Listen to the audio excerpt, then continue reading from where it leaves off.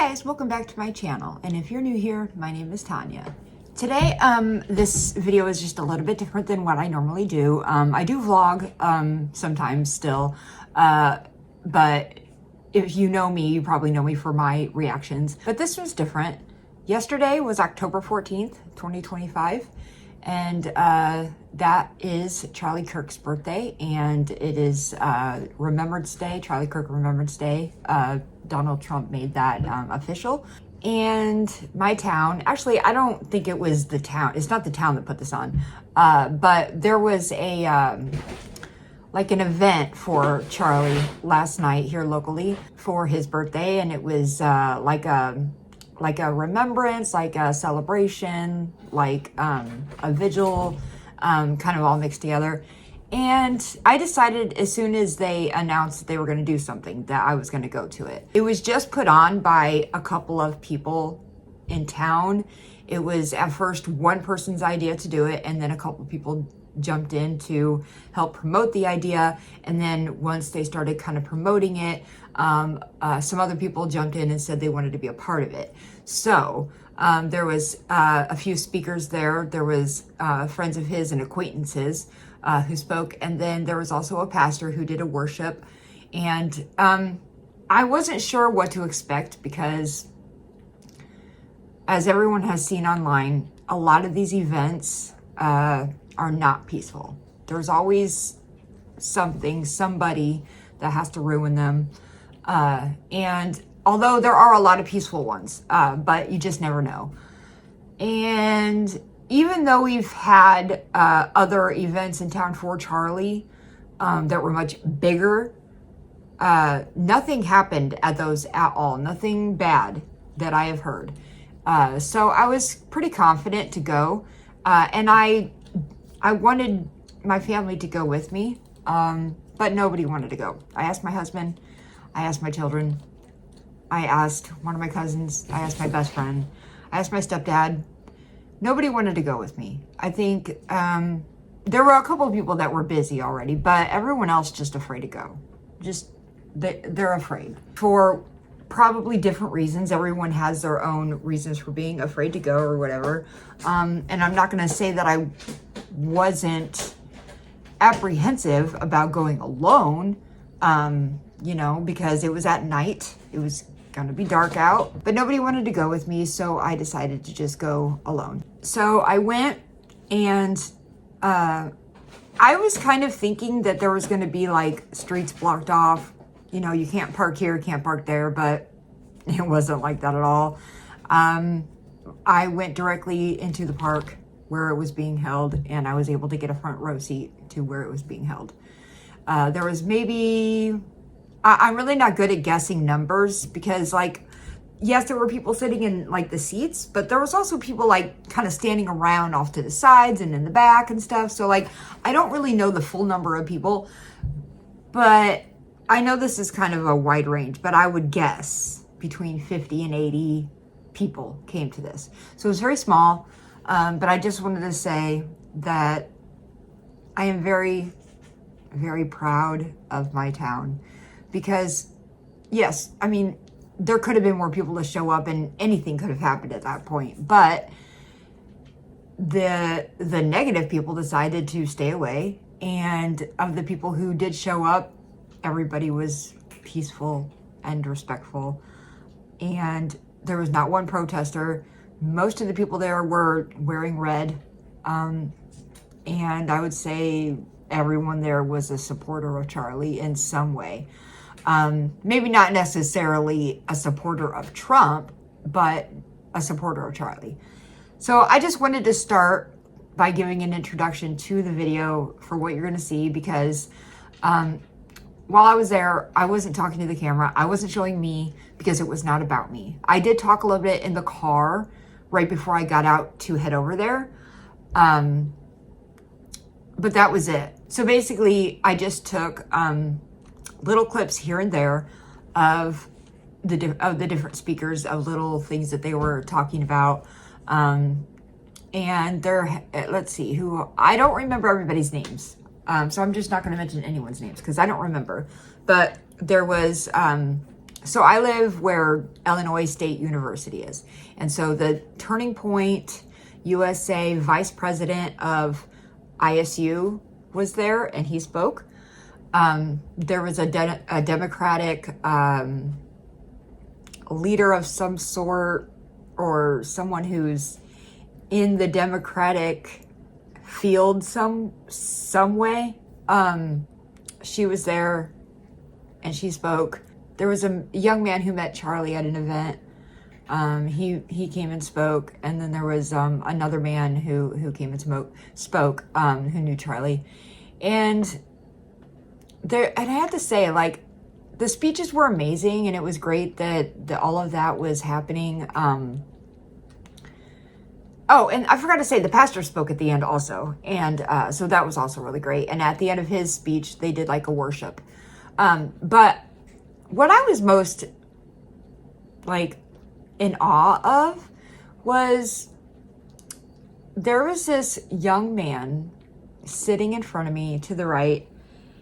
And he just sat there and held this American flag with Charlie Kirk's name on it the whole time. And his family was there, and he was busy and he was doing stuff, but he just held it the whole time. He could have set it down if he needed to or wanted to. He could have done anything. Could have just held it at the beginning and then set it down. I don't know. But no, he was, I have to say, this kid did not look over 18. But he stood there and held this flag the whole time. And I took some pictures of him, and I took a video of him. So he's in the video. You'll see him. But I thought that was really cool. Anyway, this is kind of a long introduction. My whole point to this was not to make a long introduction. It was just to introduce the video that I'm showing. So some of it might have music over it. Some of it's going to have part of the speeches and stuff. But this was my experience at my local Charlie Kirk birthday memorial. I hope you enjoy it.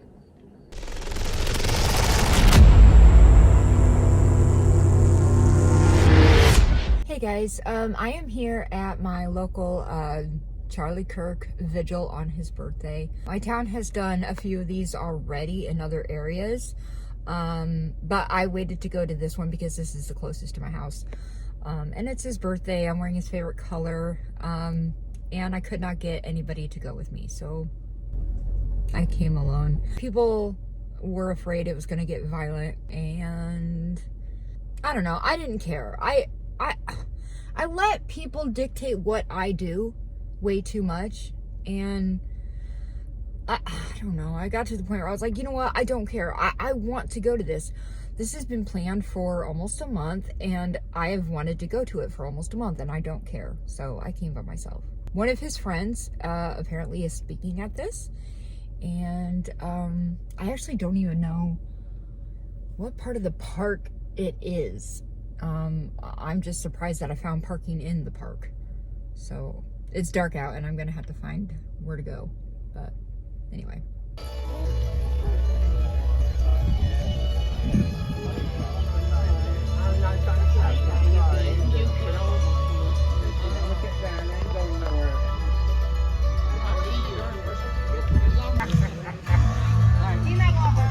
I will. I stood up maybe something.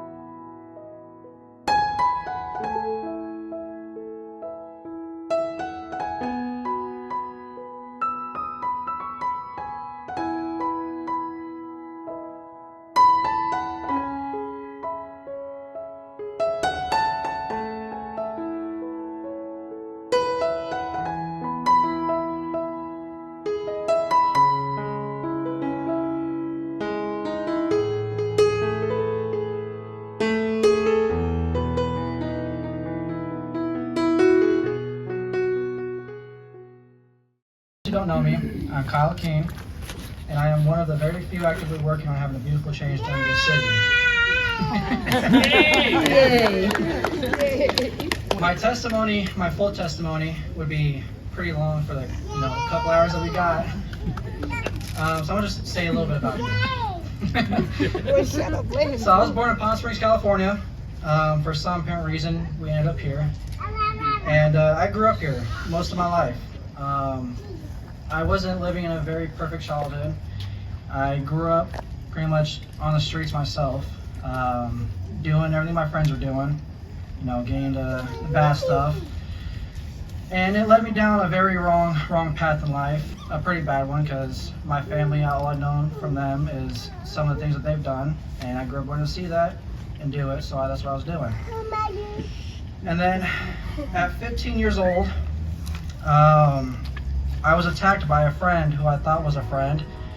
He stabbed me a few times, and he wanted it, and I guess the reason why is because he wanted to join a gang. And I just happened to be that victim of his.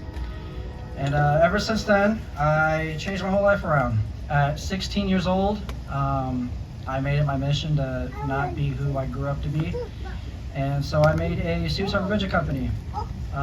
We worked pretty close with Chi Alpha. If anybody who's familiar with them from ISU, met a lot of great friends during that time. And spoke to so many different people from all different backgrounds and all different stories to share. And thankfully, what I did, it got me to be able to save in person 64 people from ending their story too short. And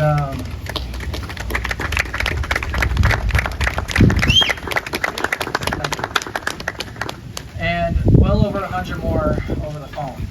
My goal for this event is not only to cherish the memories Charlie held dearly, but to give our lives to Christ tonight, and for this city to hear our voices, because we the people will not see any good change unless we make it happen. And for that to happen, we need to raise our voices high enough to get noticed. If they refuse or ignore us, or our voices will only get higher. We will march the streets if we have to. The violence, the drug and sex trafficking, the hatred will eventually come to an end. I want the city safe enough to let our children walk freely, for people with opinions to share them safely, for these young children to realize the gangs and the hard drugs won't help you, to bring these lost lives to Jesus. I am a sophomore cybersecurity major, so I just love computers and everything. And I'm originally from Springfield, Illinois, and so of course, the capital city, I will be in politics, and I pretty much have been in politics, give or take, the last 6 or 7 years of my life. And when I got here to ISU, I just tried to get my foot in the door, and this January I was able to become the vice president of the Turning Point chapter here. And then about a week after that happened, we got a text, hey, just by the way, Charlie Kirk wants to come to your campus in the spring. Oh, that's cool. And throughout the next 3 to 4 months, it was the most amazing, just kind of prepping, tabling, meeting, getting ready for, Charlie Kirk to come to ISU. And, the day finally came, April 8th, 2025. And, I'm standing there, and all of a sudden I look, to my left, and all of a sudden Charlie Kirk just walks out of the door to this, to the event, and I'm like, wow, that's kind of cool. And there was about 2,000 people on the ISU campus, right in that little square at the Bone Student Center, if you guys have ever been there. And it was one of the greatest days of my life. It was just so surreal to me that, someone who I've been watching for the last 5 years is now here on my campus. And, it was amazing. And I even got to meet him, and, very nice and genuine guy. And he was every bit of 6'5", I'll say. He was pretty tall. And obviously, last month we unfortunately lost him, and that hurt. I saw firsthand the decimation of buildings, of cities, of society, firsthand.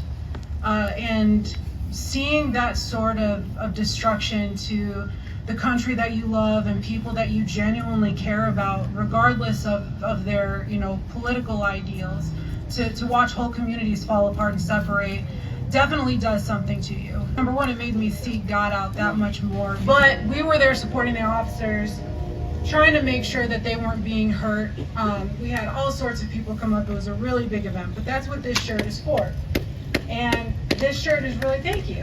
There's a lot of history to this shirt. I have these shirts, and I'm at the convention, and we're giving them out to people. So I have just a big old group of them like this, in my hand. And Charlie was there. I hadn't met Charlie yet. We were both speaking, we were both doing things at this event, and I knew he would be there, but I hadn't met him yet.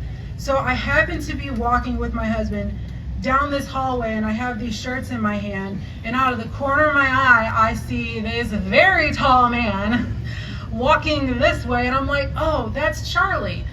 I knew who he was. I had never met him before, but he is kind of hard not to notice when he walks past you. So right before we go up the stairs, I turn around and I say, hey, Charlie, and I run down, and Charlie turns around and he looks at me, and he doesn't know who I am. He doesn't know me at all, but he's got the biggest smile on my face, and he says, hey, what's up? What's going on? And I tossed this shirt at him, and he was like, thanks. And I was like, it's from my organization. I just want you to have it because you've been so supportive, of our officers and, standing against the riots. And he was like, well, thank you. And I turned around and, I started back up the stairs, and he went his way. And that moment means more to me now, even not knowing him at the time, because I can remember turning around and my husband was looking down at me because he's already almost up the stairs. And I got this big old cheesy smile on my face because the whole interaction was just so kind. And I can remember thinking to myself, he's just a big kid. Like, he was so young in his demeanor. But he was so kind. Then it was just an amazing experience, and I'm so sorry, but just thinking back on that, he was always a good boy. Like, we're not even that far in age, but that's what that experience at that time made me feel so much older than I was, to see someone who still looks so young and so vibrant and still doing the work that he did was amazing to me. And I appreciate that memory so much more now, just seeing the kindness that he would show a stranger. And then I got to meet him more because I kept on with my political career, obviously, after saying I'm not just going to stand by and, watch these people who are supposed to be representing us allow our country to be torn apart. That's kind of what got me when I'm here. So I got to see Charlie at more events as time went on. So I got to see him at places like CPAC and at colleges and other conventions, and he never, in all of that time, as many times as I saw him, as many conversations as I was blessed to have with him, did he ever lose that warmth. And he showed that kindness to people and that warmth everywhere that he went. I never saw Charlie, even when he was frustrated with the situations that he was put in, the things that people would say, and the genuine hurt that people would try to put on him, there was always a sense about him that he was here doing God's work, and he was on God's business, and he always just had that peace about him. I used to have a little show on Cities 92.9, the news and talk of Bloomington, Normal, and beyond. I ran for political office twice, in 18 and then again in 20, because when you run for state rep, you just are always running for office, which is part of the problem. I'm here tonight to represent my friend, a man who I've gotten to know over the past few years. How old Charlie? I like Charlie. We all should like Charlie. We all should be like Charlie. So today's Charlie's birthday. So he died was killed shy of his 32nd birthday. My experience with Charlie is, like I said, I had an opportunity to meet him at a dinner down in Springfield. I also had an opportunity to be with him as he was recording his show outside of the Republican National Conference up in Milwaukee. In fact, he was interviewing Newt Gingrich. And then, of course, like many of you, I had an opportunity to go to ISU and hear him handle the questions from the audience. But the one that stuck out the most to me, and I have repeated this over and over again about Charlie, what defined his life is he challenged all of us. You've got Kyle over here, you've got Matthew, Ashley, who I followed for a while. She ran for Congress, believe it or not, over on the Eastern. What's that? I still am. But the thing that stood out to me about Charlie and his life is right here. He calls all of us. He encourages all of us, whether we agree with him or not, to openly discuss and have discussions. We need more discourse. We need more conversations, especially young people, these guys are obviously picking up the baton, as Charlie talked about. And I encourage all of you, you don't have to be someone that's young. You can be somebody as old as me and still get out there and share the gospel message. And if necessary, use words. He knew what he was called to. He was called to spread the gospel, to share his faith, and he was called to be a voice of the conservative movement, which those two things can come together. A lot of people want to separate church and government, but I believe that those should be very tightly together. Not only does the gospel truth save us, it also brings us into an area of unity. One space that we can all come together and fulfill that message.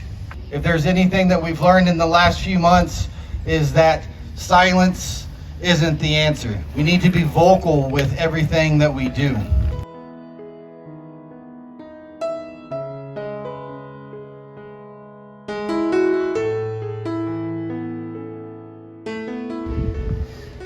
We have this opportunity to spread this message, and we need to do it.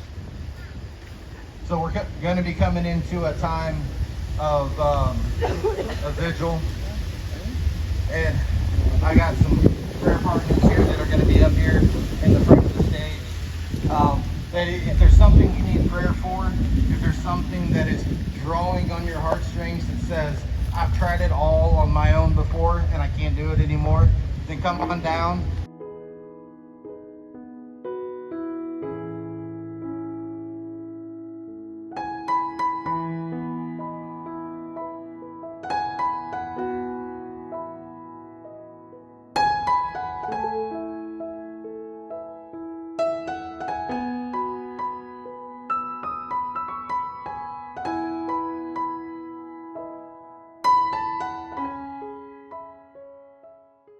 I once was lost, but now am found.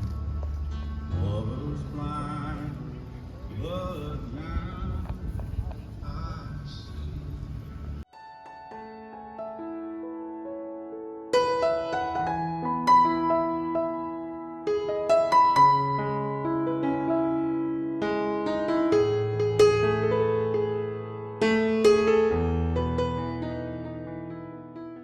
Alright, well, I'm leaving the Charlie Kirk vigil now. I'm leaving a little bit early because I have to pee really, really bad. It's getting chilly out, It's getting chilly out.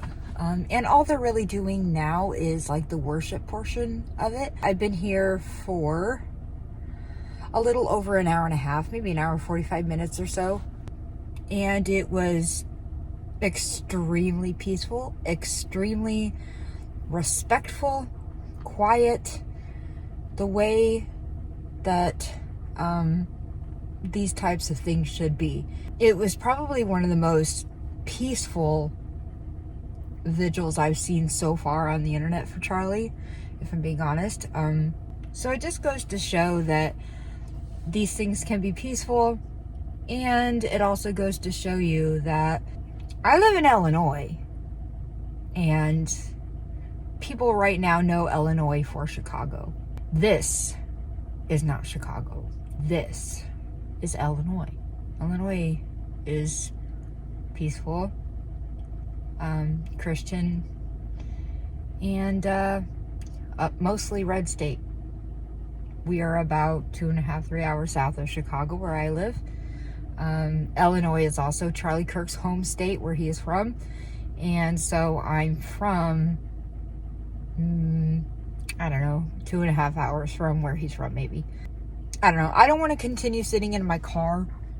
I feel a little bit awkward, and I have to pee really bad. So I'm going to go home. I'll probably give my final thoughts and stuff tomorrow.